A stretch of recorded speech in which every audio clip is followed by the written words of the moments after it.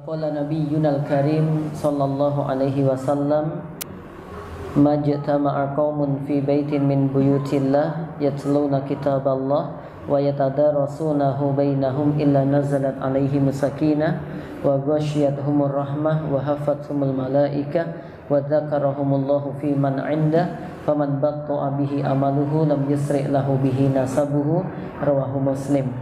Jamaah bapak-bapak, ibu-ibu yang insyaallah dimuliakan oleh Allah Subhanahu wa taala, kita buka taklim pada kesempatan petang malam hari ini sama-sama dengan baca Al-Basmalah. Bismillahirrahmanirrahim.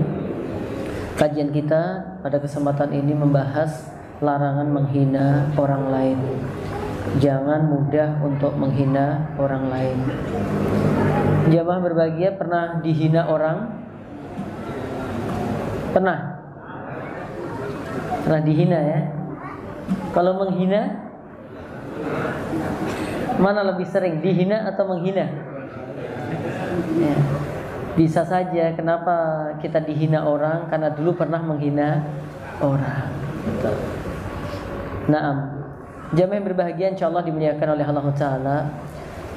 Kalau dibandingkan Allah kemudian makhluk, ya Allah itu kan sang khalik, sedangkan manusia ini makhluk, maka emang posisinya hina. Di hadapan Allah posisi kita apa? Hina. Allah sebutkan dalam surah Al-Alaq bahwa kita ini diciptakan dari darah, segumpal darah. Nanti dalam air, dalam ciptaan yang lain, min ma'in faji, dari, mohon maaf, air mani gitu ya, nutfah gitu. Hina kalau dibandingkan dengan Allah Subhanahu wa taala, kita hina. Allah khalik, kita makhluk. Allah zat yang maha mengetahui, kita hina, kita nggak ngerti apa-apa. Allamal insana ma lam ya'lam. Allah ajarkan manusia dari sesuatu yang manusia itu tidak mengetahuinya. Allah maha tinggi, kita rendah. Allah maha kaya, kita miskin. Ya jamaah, kalau dibandingkan dengan sang khalik, kita hina banget. Tetapi kalau kita lihat dalam ciptaan-ciptaannya Allah, Allah mengatakan, sungguh kami telah memuliakan anak cucu keturunan Nabi Adam. Artinya bahwa manusia itu, ya, dengan manusia yang lain itu harus ada saling menghormati, dan manusia telah dilebihkan oleh Allah dari makhluk-makhluk yang lain. Allah muliakan. Di antaranya dengan apa? Adanya akal. Yang dengan akal ini tentu kita berbeda jamaah. Ada robot ya, cakep banget, ganteng banget, tapi dia nggak berakal, kalah dengan manusia. Tapi akal ini harus tunduk kepada syariat melalui wahyu-wahyu yang diturunkan oleh Allah Ta'ala. Nah, untuk itu kita sesama manusia, apalagi sesama kaum muslimin, jangan saling menghina. Biasanya orang yang suka menjelek-jelekan itu dia sendiri yang jelek. Biasanya gitu. Orang yang suka nuduh-nuduh biasanya ya dia sendiri. Ibaratnya apa? Nyun sewu ya, lagi lungguh-lungguh kemudian aromane ra enak ngono, biasanya sing celuluk kuwi, biasanya sing totok men opo to iki ambune gitu, padahal ya dia sendiri kadang-kadang itu. Oke, jamaah, kita lihat penjelasan para ulama. Jangan meremehkan siapapun, jangan menghina siapapun, ya. Hampir sama ya, ini senada menghina, meremehkan, merendahkan. Di dalam sebuah hadis dikatakan, seorang sahabat Abu Jurayh bertanya, wahai Rasulullah, apakah engkau adalah utusan Allah? Gitu. Ya, pernah ya, Abu Jurayh ini bertanya kepada Nabi SAW, apakah engkau adalah utusan Allah? Apakah engkau wahai Muhammad, wahai utusan Allah? Gitu. Dia menjawab, aku adalah utusan Allah, yang apabila engkau ditimpa malapetaka, lalu engkau berdoa kepada Allah, maka Dia, Allah, akan menghilangkan kesulitan darimu. Ya, coba ini bagaimana Nabi menjelaskan, ya, aku ini utusan Allah. tetapi habis itu yang dibangga-banggakan bukan dirinya, tapi dia Nabi mengangkat derajatnya Allah Subhanahu wa taala dengan setinggi-tingginya. Aku utusan Allah. Jika kamu mendapatkan musibah, kamu mendapatkan masalah, malapetaka, maka jika kamu berdoa kepada Allah, maka Dia akan menghilangkan kesulitan darimu.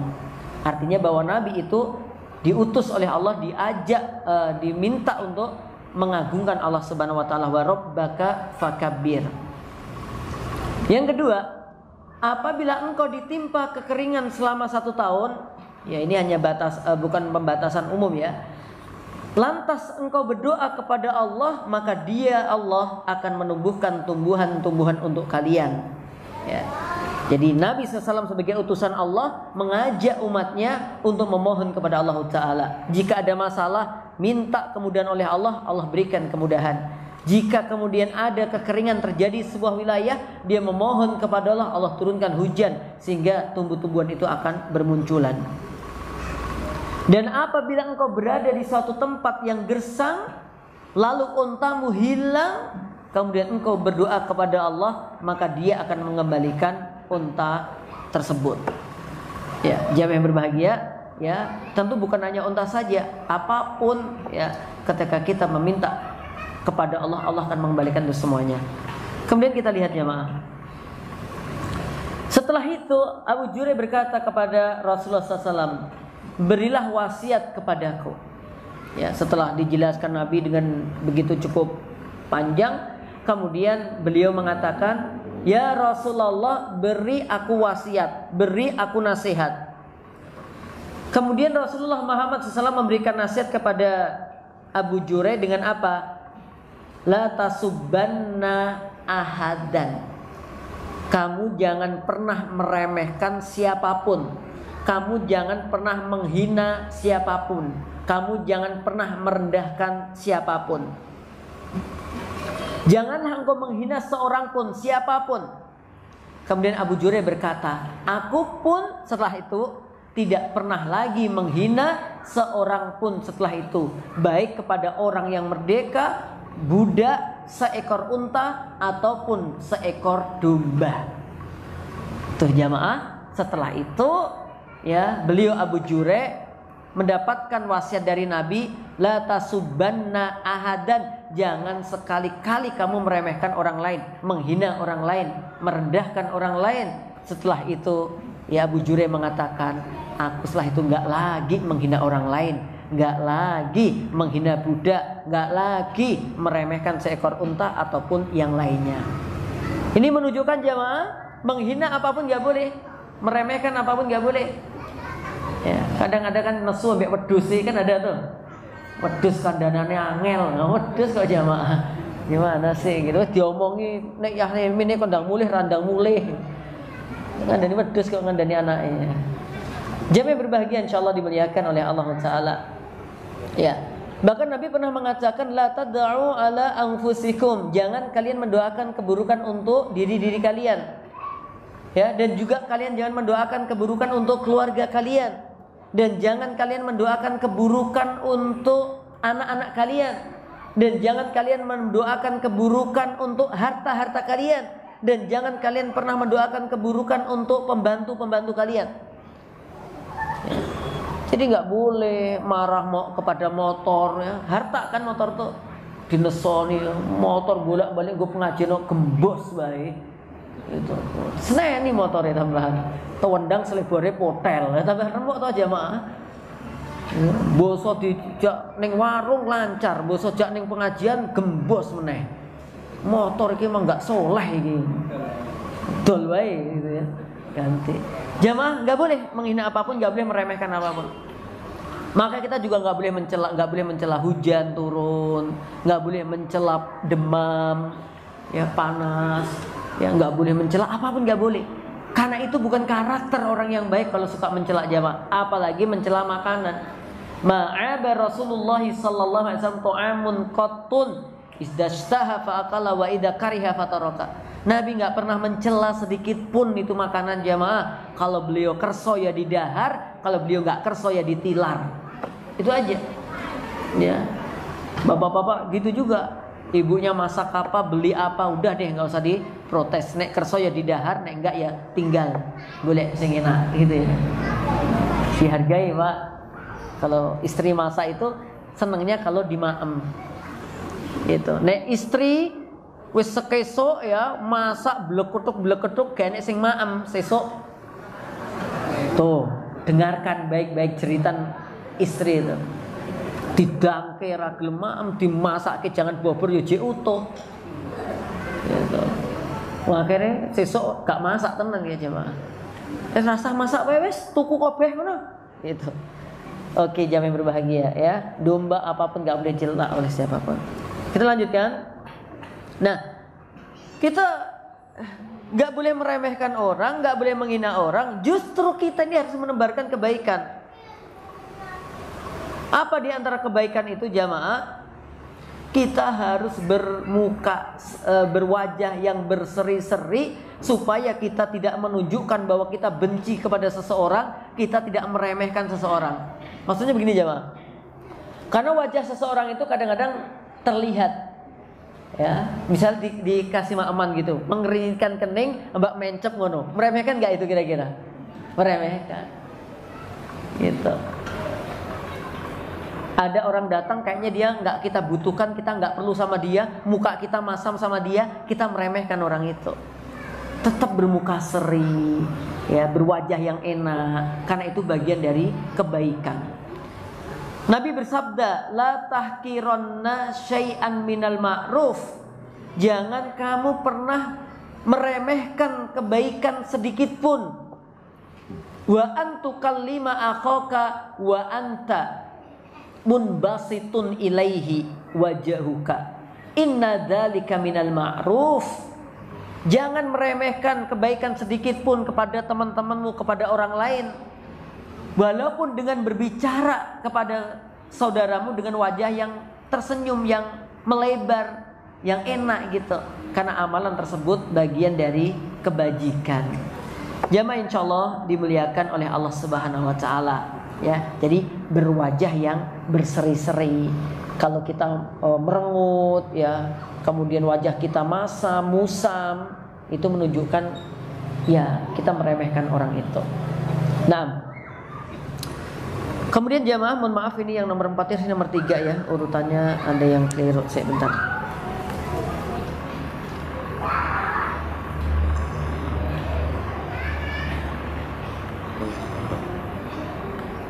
Nomor 4-nya nomor 3 ya. Nanti seterusnya gitu. Nah, kalau kita pelajari sombong itu apa sih sebenarnya? Gitu. Nabi SAW mengatakan hakikat sombong kan sebenarnya al-kibru batarul haqi wa ghamtun nas. Sombong itu sikap menolak kebenaran dan meremehkan manusia. Hakikat sombong itu di situ. Ya, poin kita di ini nih, di gomtunas ini nih. Ya, meremehkan manusia. Banyak kadang-kadang kita melihat ada orang tuh sosoknya biasa banget gitu. Tapi ternyata dia adalah seorang hamba yang mustajab doanya. Ada seseorang dengan pakaian yang gak menunjukkan dia itu orang punya harta. Ternyata dia adalah orang-orang yang ahli wakaf, ahli sodakoh jamaah. Kita kadang-kadang melihat ada orang yang pakaiannya itu biasa banget. Ternyata dia adalah orang yang ahli ibadah, dan setiap ketemu dengan orang dia menyembunyikan identitasnya. Ya, bukan berarti terus kita kudu kayak gitu, maksudnya harus berpakaian delik-delik, enggak juga gitu ya. Tapi intinya jangan kita meremehkan siapapun. Siapa itu orangnya, jangan pernah kita remehkan karena kita nggak tahu ya siapa sesungguhnya dia. Banyak terjadi beberapa kejadian ya di masyarakat begitu. Kalau kita lihat di tabiin aja, misalkan Uwais Al-Qarni ya. Uwais Al-Qarni itu biasa banget ya nggak kelihatan tampang dia itu orang yang alim, yang soleh gitu. Tapi Nabi Muhammad SAW udah dikasih tahu sama Allah, bakal muncul nanti seorang yang mustajab doanya, yang dia memiliki tanda semacam koreng yang ada yang selesai, ada yang belum sembuh, disisakan sedikit gitu. Kemudian dia adalah seorang hamba yang sangat-sangat taat kepada Robnya dan sayang kepada ibunya. Kalau dia berdoa pasti mustajab. Nabi sampaikan kepada Umar bin Khattab, kalau nanti suatu ketika dia ketemu, jangan lupa kamu minta doa, minta didoakan, maksudnya kepada ayat Al-Qur'an tadi, minta didoakan. Benar jemaah. Umar bin Khattab radhiyallahu ta'ala anhu, ya, akhirnya ketika ada kabar dari wilayah Qarn, ya beliau datangi, ya. Dan dicek ternyata benar-benar ada Uwais Al-Qarni. Dan akhirnya itu sekelas Umar bin Khattab radhiyallahu ta'ala anhu minta didoakan kebaikan olehnya. Nggak kelihatan jamaah. Saya itu berulang kali ketemu orang kaya, kok kaya banget jamaah, asli kaya, ya. Tapi biasa banget gitu loh. Kadang-kadang benek itu kalau kayak lodo-lodo gitu loh jamaah. Ya Allah, ini kedilan itu orang nggak percaya nek ini duit itu. Tapi masya Allah, dia kaya, ahli infak, ahli sedekah. Ya, banyak orang-orang begitu. Misalkan lagi kita lihat, ya mungkin kalau ini bukan meremehkan sih, mungkin salah paham ya. Syekh Utsaimin itu pernah ya dalam sebuah majelis itu diundang gitu. Teman panitianya ya kurang ngerti mungkin ya. Pas taklim gini nih ya, ada semacam khutbah Ramadan, Syekh Utsaimin diundang di sebuah tempat gitu. Kemudian sama beberapa pengawalnya beliau datang duluan ya, gitu ya. Datang duluan ya, saya baca di kitab apa lupa. Ya datang duluan gitu, setelah datang duduk gitu di saf pertama lah ya. Kemudian panitianya bilang, "Mohon maaf ini untuk pembicara lah gitu ya, terus bergeser gitu jamaah. Ya, setelah bergeser ya, kemudian ditunggu. Mana syekhnya belum datang-datang gitu. Ya. Ada pengawalnya bilang syekh sudah di dalam sejak tadi. Setelah dicek yang disuruh pergi tadi adalah seorang syekh gitu. Ya, kadang-kadang begitu jamaah, maka saran saya kepada jenengan yang panitia, kalau ngundang ustadz siapa itu dihafalke wajahi. Gitu. Iki ustadznya sing di itu ben ngerti gitu loh jamaah. Dan saya udah menjadi korban kayak gitu bolak-balik jamaah. Ya, saya udah sering sekali menjadi korban gitu. Ya, aneh gitu ya. Mungkin nggak tahu tampang saya apa nggak ustadz banget, atau nek ustadznya kudune gede dhuwur ya, saya nggak tahu juga. Ya. Saya sering gitu tuh jamaah. Udah duduk gitu aja, yang dihormati penyambutan tuh bukan nama saya, namanya saya, tapi yang dilihat bukan wajah saya coba. Pada Ustadz Muhammad Nur Islam dari Solo yang saya muliakan, jazakumullah khairan telah meluangkan waktunya di sini. Padahal saya di sana.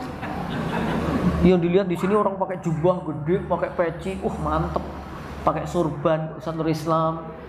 Semua 5 sambutan tuh menghadap ke sana semua jemaah. Padahal saya di sana. Acara yang kita tunggu-tunggu, pengajian tabligh akbar yang diisi oleh Ustadz Muhammad Nur Islam, tiba kepada beliau, kami persilahkan. Unyu. Saya dari sebelah sana aja. Enggak apa-apa sih. Nah itu bukan meremehkan, salah paham. Dan itu menimpa saya sering banget ya bang. Gitu. Maksud saya kalau panitia ngundang ustadz tuh mbok yo diapalke wajahe, ustadz iki gitu loh. Ya Allah ya bang, kadang-kadang. Saya kadang-kadang khusnudon, jangan-jangan pembicaranya banyak selain saya, atau ada nama yang mirip dengan nama saya mungkin. Gitu, sehingga yang maju bukan saya, ternyata ya saya. Gitu. Nah, jangan pernah kita meremehkan siapapun, ya, apalagi meremehkan istri, meremehkan suami, ya, meremehkan siapapun nggak boleh ya maaf, ya, karena itu adalah bentuk dari kesombongan seorang hamba. Menganggap orang tuh kalau udah meremehkan orang berarti menganggap dirinya lebih baik, lebih suci, lebih bersih. Gitu. Kita lihat ya maaf. Yang diremehkan, yang dihina bisa jadi yang lebih baik loh jamaah daripada yang melakukan itu. Ya. Dalam surah Al-Hujurat Allah Tabaraka wa Ta'ala telah memberikan kita petunjuk dalam berakhlak yang baik. Ya ayyuhalladzina amanu la yaskhar qaumun min qaumin asa ayyakunu khairam minhum wa la nisa'un min nisa'in asa ayyakunna khairam minhun. Hai orang-orang yang beriman, janganlah sekumpulan orang laki-laki merendahkan kumpulan laki-laki yang lain. Boleh jadi yang dihina, yang ditertawakan, yang diremehkan itu lebih baik daripada yang mengolok-olok tadi, yang meremehkan tadi, yang menghina-hina tadi. Bisa saja yang diolok-olok itu lebih baik. Begitu juga para wanita. Ya, jangan kemudian mereka meremehkan, merendahkan, menghina orang lain. Kemudian bisa saja yang diremehkan itu, yang dihina itu lebih baik daripada yang menghina. Meremehkan bisa dengan menebarkan tulisan-tulisan yang tidak baik ditujukan kepada orang tersebut. Meremehkan bisa saja dengan sikap kita yang tidak menyambut dengan hangat gitu ya. Meremehkan juga bisa ketika kita ngobrol itu tidak fokus kepada dia, mungkin kita berpaling kemana-kemana gitu. Ya, misalkan kita ngobrol sama orang, ya karena kita anggap dia kayaknya orang nggak terlalu penting, kita ngobrol sama HP-an gitu. Padahal kalau Nabi memerintahkan kita kalau kita ngobrol sama orang itu ya berhadapan. Bahkan Nabi dalam kitab Syama'il Muhammadiyah kalau pas dipanggil gitu ya Rasulullah begitu, beliau itu menghadap nggak sebagian jamaah, dia hadapkan seluruh wajahnya itu ngobrol sama orang itu. Bukan gitu. Bukan gitu jamaah. Tapi dibalikkan tuh. Set gitu, ngobrol dengan enak. Bahkan kalau yang diajak bicara itu satu kali belum, ini kadang Nabi mengulangi 3 kali, menunjukkan pentingnya kalimat itu. Itu jamaah. Ya. Penting ini dalam adab, penting dalam akhlak, penting dalam tazkiyatun nafas. Gitu. Jangan meremehkan siapapun, apakah itu tukang sayur, apakah itu siapapun deh, tukang parkir, semuanya berhak untuk dihormati, semuanya berhak untuk mendapatkan kebaikan dari kita jamaah. Ya. Ya walaupun ada kaidah anzilunas manazilahum ya, perlakukanlah seseorang itu sesuai dengan kedudukannya. Iya.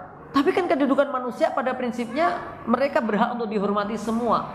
Ya sekalipun nanti penghormatan bertingkat-tingkat, berbeda menghormati ini dengan menghormati itu beda. Menghormati orang tua dengan orang lain beda. Tapi yang standar umum yang normatif harusnya kita lakukan dengan adil, dengan sama. Jamaah berbahagia yang insyaallah dimuliakan oleh Allah Subhanahu wa taala. Nabi Muhammad SAW itu pernah mendapatkan hadiah dari Ummu Sulaim, yaitu Anas bin Malik, untuk menjadi pembantu beliau. Selama menjadi pembantu beliau, saya lupa itu kalimatnya berapa, 10 tahun atau 20 tahun ya. Ya, saya itu udah bertahun-tahun bersama Nabi dan saya membantu beliau, gak pernah saya dimarahi, gak pernah dipukul, gak pernah. Coba tuh jamaah, puluhan tahun ya bersama Nabi, gak pernah dilecehkan, gak pernah diremehkan, gak pernah dihina, gak pernah dimarahi, gak pernah ditebok dan macamnya. Ya Allah, Nabi itu memang benar-benar la'ala khuluqin azim. Bapak-bapak pernah marahi istrinya? Hah? Oh gitu ya. Masya Allah. Tapi berbeda, saya yakin berbeda. Ibu-ibu nggak pernah marahi suaminya kan? Nggak pernah tuh ya. Nggak pernah. Yang jawab gak usah bapak-bapak. Ya. Masya Allah jamaah, insya Allah dimuliakan oleh Allah Ta'ala. Maka semua orang tuh pengen dihargai, itu naluri, ya. Dan kita wajar. Maka kalau kita mau mengkritiki sesuatu, mau menyampaikan apa, oke silahkan, tapi jangan menghilangkan kebaikan-kebaikannya. Ya, ini yang kadang-kadang terjadi pada wanita. Ya, kebaikan suami yang begitu banyak terkadang hilang dengan setitik keburukan yang dilakukan oleh suami. Ya. Belanja dipenuhi, apa-apa dikasih, setia dan seterusnya, janji ditepati. Ada satu aja kekurangan dari suami seolah-olah akan merusak semua dari kebaikan yang terjadi, yang sudah dilakukan maksudnya. Maka bagi wanita jangan deh bersikap seperti itu. Ya harus adil gitu. Air satu kolah yang sudah kulatain ya, udah kulatain, udah 2 kolah, nggak bisa kena najis. Yang sedikit itu tidak kena tuh jamaah.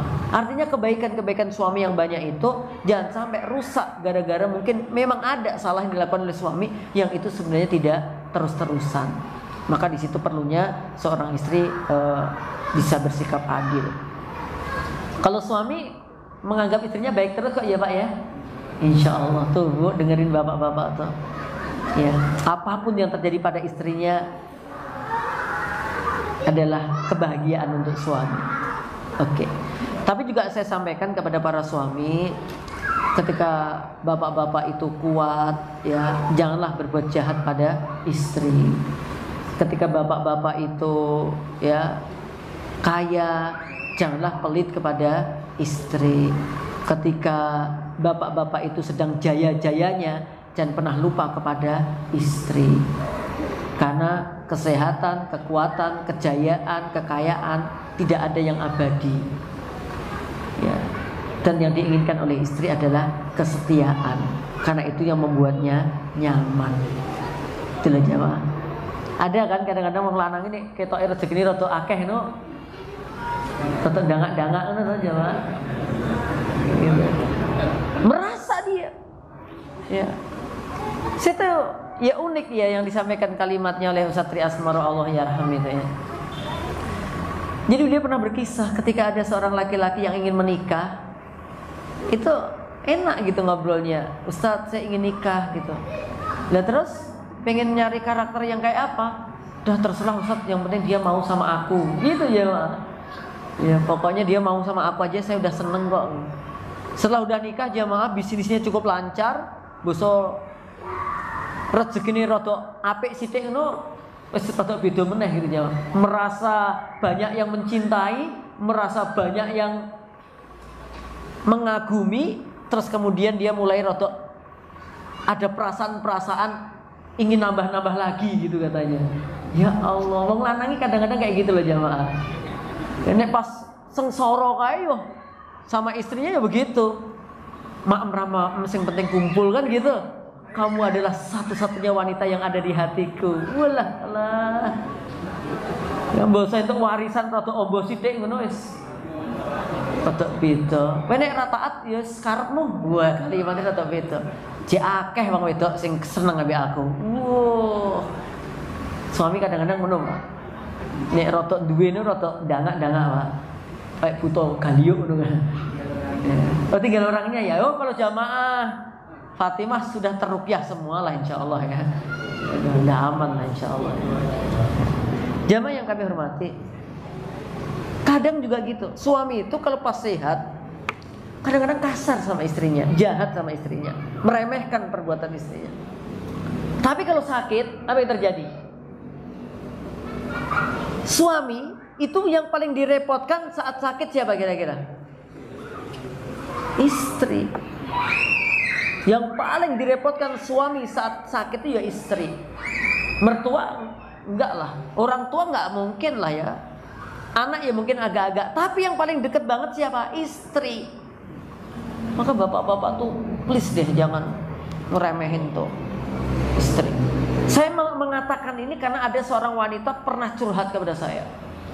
Ustadz, kalau aku mendoakan supaya suamiku loro piye ta? Kok kayak gitu tuh kenapa toh? Mungkin lagi suntuk banget itu ya Pak. Saya tuh punya suami Ustaz. Itu nek sehat Ustaz, gua lah era ukur Ustaz. Gak pernah menghargai apa yang kukerjakan. Aku selalu salah di matanya Ustaz. Di hadapan tuh aku wis gak nek nilainya belas Ustaz. Tapi nek loro, Dek, pijeti, Dek, keroi gitu. Kadang-kadang aku nengati ngono Ustaz. Titenono sebenarnya loro ngono. Kadang-kadang gitu kalimatnya. Boleh enggak Ustaz aku doakan dia sakit? Jangan. Kamu terdolimi iya. Doakan supaya suamimu dapat petunjuk, dapat hidayah. Maka kita harus sadar bahwa apapun yang ada pada diri kita ini enggak ada yang abadi gitu loh jamaah. Ya sehat ya. Kadang-kadang kita juga bakal sakit kok. Ya, kekayaan berputar kok jemaah. Itu. Maka masa-masa jaya itu jangan membuat kita kemudian merasa tidak butuh siapa-siapa. Istri saya katakan. Oke, Bu, udah tak bela lo ya. Gak ada pesanan sih, gak ada. Jemaah insyaallah dimuliakan oleh Allah Tabaraka wa Ta'ala. Kemudian yang Kalau urutannya kelima ya. Yang menyakiti, yang menanggung dosa. Yang menyakiti, yang menanggung dosa. Artinya ketika seseorang menyakiti orang lain dengan meremehkan, dengan menghina, dengan ya kalimat-kalimat yang nggak baik lah, yang nanggung dosanya nanti dia. Bahkan terjadi ketika dia akhirnya bales rame gelut apa, yang menanggung dosanya yang pertama kali yang ngajari atau yang ngawali ejek-ejekan itu, yang awali hina-hinaan tadi itu, yang pertama kali. Allah Subhanahu wa taala berkalam, ya, dan orang-orang yang menyakiti orang mukmin laki-laki dan perempuan tanpa kesalahan yang mereka perbuat, maka sesungguhnya mereka telah memikul kebohongan dan dosa yang nyata. Artinya kalau terjadi perseteruan, maka dosa yang besar akan ditanggung oleh yang ngawali. Maka Nabi SAW pernah mengatakan bahwa yang dijauhkan dari Allah di antara sifat itu, amalan itu apa?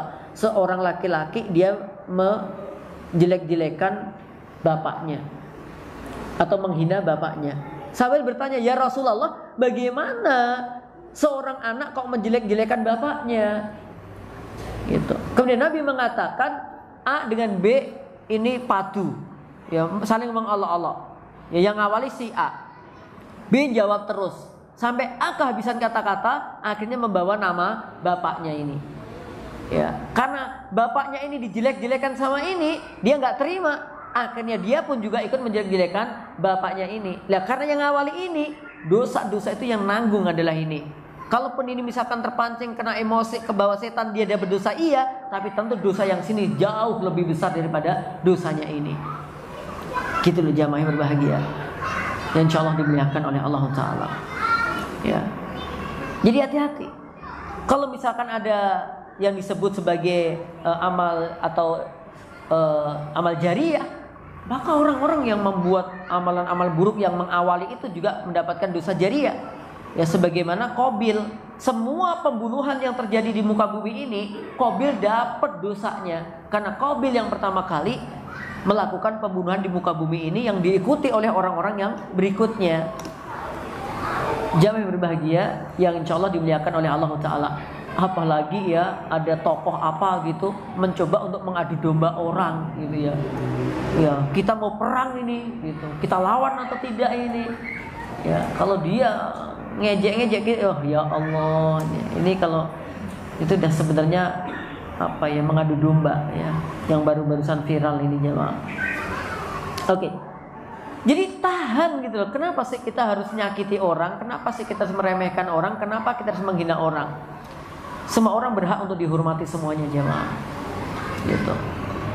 Saya sebenarnya nggak asal gara-gara dia ini, jangan terpancing. Bersikaplah sebagaimana Habil. Ketika Qabil ya, dia terus mendesak untuk membunuh si Habil. Ya, kemudian apa kata Habil? Sekiranya la imbasatta ilayya yadaka litaqatulani, jika kamu wahai Qabil engkau ayunkan atau engkau panjangkan tanganmu untuk membunuhku, sungguh aku tidak akan menggerakkan tanganku untuk membunuhmu. Kenapa? Karena aku ingin kamu kembali membawa dosa-dosaku dan dosa-dosamu. Itu kalau terjadi. Artinya kalau kita diajak dihina sama orang, kita berupaya untuk tidak membalasnya. Sebagaimana Allah katakan dalam surah Al-Furqan, wa idza khatabahumul jahiluna qalu salama, dan apabila orang-orang bodoh ya mengolok-olok orang beriman, qalu salama, dia tetap menjawabnya dengan kalimat-kalimat yang baik, kalimat-kalimat yang menyelamatkan. Dulu awal-awal kita punya jenggot, dia ejek apa jamaah? Be, gitu kan? Biasa gitu. Kita awal-awal misalkan teman-teman yang celananya tidak isbal, disebut apa biasanya? Banjir, gitu kan? Ya Allah, biasa orang-orang ucapin kayak gitu. Ya, unik lagi jamaah, ketika rame-ramenya bom di beberapa tempat. Saya di stasiun tuh jamaah, stasiun. karena waktu itu sholat maghrib ya nggak salah. Habis itu saya minta gitu, Pak titip tas saya ya gitu. Wah pada takut ya mah. Tak titipin tas sih ya Allah takut. Padahal kalau tak buka itu sini apa? Arem-arem, lemper, wong pengajian ping papat kan kebak tas saya pada waktu itu ya mah. Makanya sekarang saya kalau ngaji nggak usah bawa tas, khawatir diisiani arem-arem gitu. Geser Pak, takut gitu. Enggak Mas, tolong dibawa sendiri aja deh gitu. Ya Allah. Saya sempat klarifikasi, kenapa sih Pak kok takut? Anu Mas, musim bom gitu loh Mas gitu. Gimana mungkin saya bawa bom kayak gitu jamaah ya. Ya. Lah habis itu terdengar adzan maghrib. Sholatlah kita di stasiun. Golek wong sapa? Sing disuruh imam siapa? Ya saya. Di sisi lain enggak yakin, tapi di sisi lain ya yakin gitu loh. Ya Allah, jamaah yang berbahagia yang insya Allah dimuliakan oleh Allah Ta'ala. Biasa, dulu awal-awal orang pakai jilbab itu mohon maaf ya, plesetannya dulu WTS. Ya, WTS, wanita tahan sumuk kalau nggak salah. Digitu-gituin coba, diserupakan. Astagfirullah gitu. Ya, apalagi mbak-mbak yang masih muda tapi udah nikah jilbabnya gede. Ya, mesti nggo nutupi hamile gitu.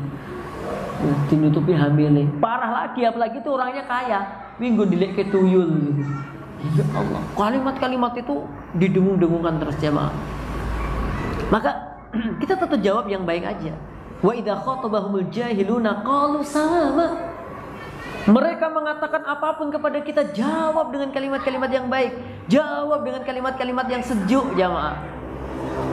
Ya. Kalau mau di iqamatul hujjah, mau dijelaskan, silakan aja nggak apa-apa. Tak jelaskan Mbak, tak jelaskan Mas, kenapa saya berjenggot, ya kenapa saya ini, dijelaskan aja, ya, nggak apa-apa. Ya. Jangan kebawa emosi, jangan marah. Itu. Kami memang butuh bisa ngatur hati yang baik. Nah, maka jangan sampai kita menyakiti orang, mengungkit-ungkit keburukan orang, apalagi pasangan. Seorang suami, dia dikhianati istri. Istrinya udah bertobat dan dia pengen baik dan gak ingin ngulangi keburukannya. Nah, di sini kalau suami ini kemudian menerima maafnya, kemudian dia baikan sama istrinya tadi, suatu ketika ya terjadi kalimat-kalimat apa di antara keduanya, seorang suami yang menahan diri untuk tidak mengungkit keburukan-keburukannya, inilah laki-laki yang baik. Karena biasanya seorang laki-laki atau perempuan kalau sudah pernah dikhianati salah satu dari pasangannya, ketika terjadi perseteruan, kadang-kadang ingin mengangkat kembali sesuatu yang sudah ditutup lama tuh. Ya.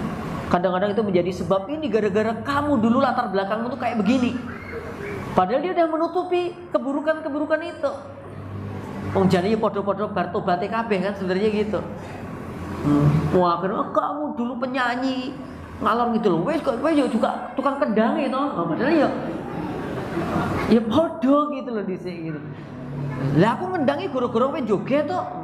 Lah aku joget guru-guru mbok kendangi. Wes ra petuk jamaah. Jamaah berbahagia, jangan mengungkit hal-hal yang udah lewat, udah. Kalau memang ada masalah sekarang, udah diselesaikan masalah sekarang. Karena karakter manusia itu kadang-kadang makanya gini, saya katakan Bu, Ibu ada ini, Ibu ada. Kalau suami jenengan marah Bu, tolong jenengan tahan, diam Bu. Jangan menjawab setiap ungkapan-ungkapan yang terucap oleh suami. Sebaliknya bapak-bapak, kalau istri lagi kangen untuk ngomel,